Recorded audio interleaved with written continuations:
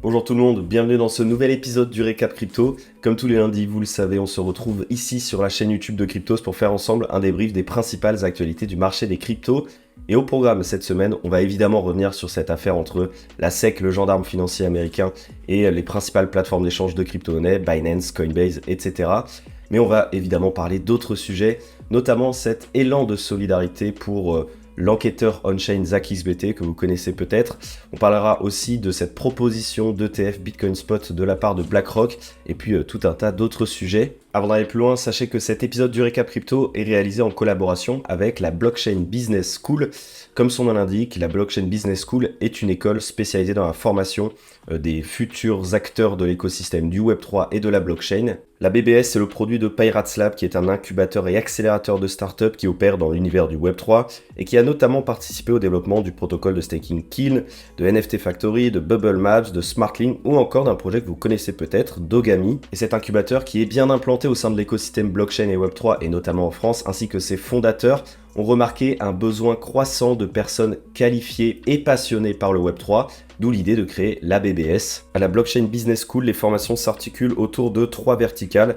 Une formation à 360 degrés sur le Web3 qui s'appelle The Original, une formation qui porte sur les NFT et enfin une formation à la découverte du Web3 qui permet d'appliquer le modèle de cette innovation au sein de son entreprise. Et ce qui est assez intéressant avec la BBS, c'est que les modules de formation sont assez souples, ce qui fait que c'est adapté aux personnes encore en activité, aux demandeurs d'emploi, aux personnes en reconversion professionnelle, aux entrepreneurs ou même aux étudiants. Et d'ailleurs, en parlant d'étudiants, en parallèle des 3 formations que j'ai évoquées tout à l'heure, la Blockchain Business School est la première école en France à proposer une alternance au sujet de la blockchain. Il y a 2 cursus d'alternance, un bachelor 3e année en alternance développeur blockchain et un master sur 2 ans en alternance en tant que chef de projet blockchain. Bref, si tout ça vous intéresse, vous avez tous les liens dans la description et en commentaire épinglé, donc je vous invite à aller consulter, notamment notre article complet sur le site internet de Cryptos qui vous présente toute la Blockchain Business School, toutes les formations, etc. Donc voilà, je vous invite à aller voir tout ça si ça vous intéresse. Allez, on commence donc avec cet épisode du Récap Crypto et avec notre première actualité qui porte sur une vraie histoire de solidarité au sein de l'écosystème crypto dont vous avez peut-être entendu parler. Ça a lieu en fin de semaine dernière et ça concerne ZachXBT. Que ce soit dans des histoires de hack, de scam ou d'arnaque en tout genre, vous avez déjà certainement entendu parler de ZachXBT. Si vous ne connaissez pas son nom, il y a quand même de fortes chances que vous ayez connaissance de ces batailles. ZachXBT se définit comme un détective on-chain. Concrètement, il retrace les adresses qui sont liées à des hacks et pour permettre de comprendre ce qui s'est passé, pour permettre même parfois d'anticiper les prochaines attaques. Il s'avère que nous, chez Cryptost, on s'est souvent basé sur ces enquêtes pour pouvoir parler d'articles d'actualité autour d'arnaques, de hacks, de scams, etc. Mais aujourd'hui, ZachXBT, qui cumule plus de 400 000 abonnés sur Twitter, a décidé de faire appel à sa communauté.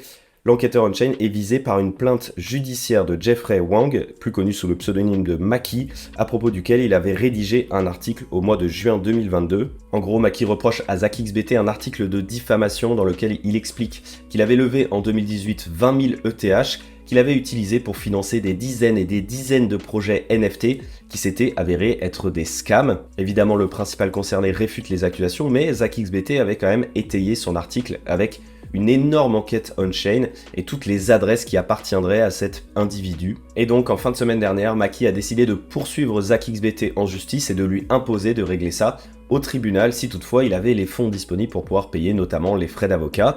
Et c'est justement la raison pour laquelle ZachXBT a fait appel à sa communauté. Et en l'espace de quelques heures seulement, il a atteint son objectif de récolter $1 million, avec la participation d'acteurs de premier plan à cet effort commun, notamment Justin Sun, le fondateur de Tron, mais également Changpeng Zhao, le PDG de Binance. On a eu Bankless, Certic, le fondateur de Polygon, mais également dans l'écosystème français, quelqu'un de bien connu, à savoir Asher. Allez, on enchaîne en parlant de Coinbase, toujours dans le cadre de ces attaques de la part de la SEC, le gendarme financier américain. On évoquait ce sujet ensemble la semaine dernière, le fait que les États-Unis pouvaient risquer de voir leurs principaux acteurs fuir leur territoire pour aller vers d'autres juridictions dotées d'une réglementation plus claire et plus définie. Eh bien, ça n'a pas tardé puisque Coinbase a été invité la semaine dernière par Hong Kong à venir s'installer directement sur son territoire pour pouvoir profiter de sa réglementation plus claire, plus flexible et qui a le mérite d'exister. Plus précisément, cette proposition a été émise par un politicien actif et membre du conseil législatif de la région administrative chinoise. Il a dit sur Twitter, il a interpellé Coinbase en disant « J'invite par la présente tous les opérateurs mondiaux d'échange d'actifs numériques, y compris Coinbase, à venir à Hong Kong pour s'enregistrer en tant que plateforme d'échange officielle et poursuivre leur plan de développement. » Malgré un départ canon lorsqu'ils ont annoncé leur volonté de se réouvrir aux crypto-monnaies en fin d'année 2022, début d'année 2023, depuis Hong Kong peine à convaincre les entreprises à s'installer sur son territoire.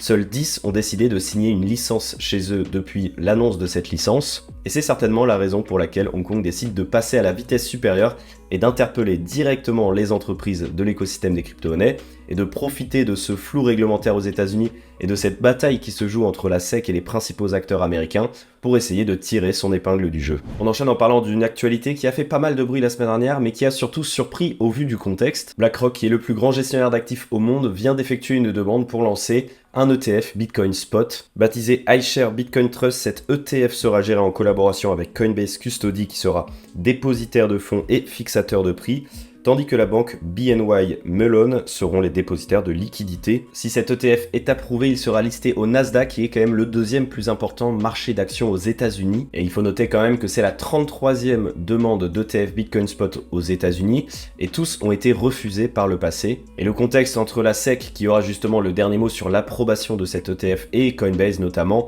font que les chances de réussite de cette proposition sont une nouvelle fois très minces. Faisons maintenant ensemble un résumé des nouveautés dans l'affaire qui oppose la SEC à Binance et Coinbase, tout ce qui s'est passé la semaine dernière dans cette affaire. Commençons en parlant de Binance US qui, comme on l'expliquait la semaine dernière, était dans une situation plutôt compliquée vis-à-vis du régulateur américain et qui risquait gros dans cette affaire. Eh bien, Binance US a engagé George Canelos, qui est ancien co-directeur de l'application de la SEC, au sein de son équipe juridique. Aucun doute que Binance souhaite prendre les devants dans son combat contre le régulateur américain et se défendre de la meilleure des manières possibles. Dans la foulée, les avocats de Binance US se sont opposés à la demande de la SEC de geler les fonds détenus sur la plateforme en expliquant qu'il n'y avait aucune règle juridique qui l'imposait. Je cite, « Sans démontrer que les actifs des clients sont actuellement en danger, la SEC n'a démontré aucune justification pour la mesure demandée.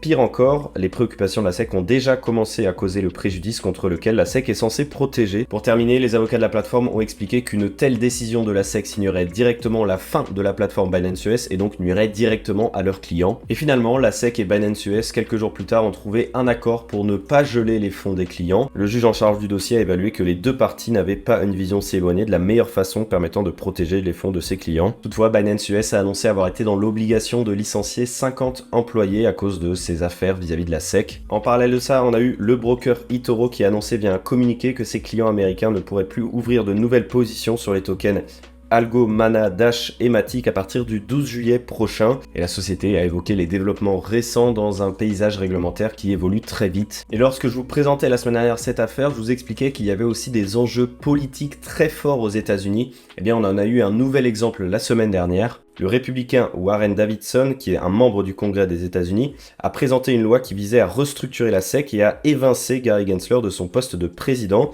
Et elle a été présentée aux côtés d'un autre républicain, Tom Emmer.